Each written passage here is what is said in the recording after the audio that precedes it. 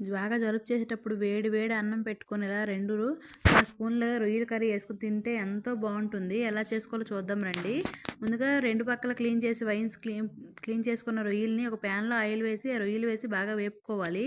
అలా వేగుతుంటే ఇప్పుడు ఒక మిక్సీ జార్ తీసుకొని అందులో అల్లం వెల్లుల్లి పేస్ట్, జీలకర్ర, ధనియాలు, 2 లవంగాలు, ఒక యాలక, అలాగే 2 టమాటాలు వేసి ఫైన్ పేస్ట్ చేసుకోవాలి. ఇప్పుడు ఇలా వేయాక రొయ్యలు పక్కన పెట్టుకొని అదే ప్యాన్‌లో కొంచెం ఆయిల్ వేసుకొని అందులో ఉల్లిపాయలు, పచ్చిమిర్చి, కరివేపాకు వేసి బాగా వేపుకోవాలి.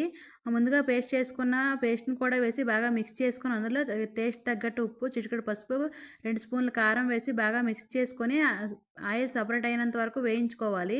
వేయించుకొని ముందుగా పక్కన పెట్టుకున్న రొయ్యలు వేసి బాగా మిక్స్ చేసుకొని 2 నిమిషాలు వేగాక కొంచెం వాటర్ వేసుకొని దగ్గర పడినాక ఫైనల్ కొత్తిమీర వేసి దించుకుంటే ఎంతో రుచికరమైన రొయ్యలు గ్రేవీ కర్రీ రెడీ అండి. ఈ వీడియో నచ్చితే ప్లీజ్ లైక్ చేయండి, షేర్ చేయండి, సబ్స్క్రైబ్ చేయండి.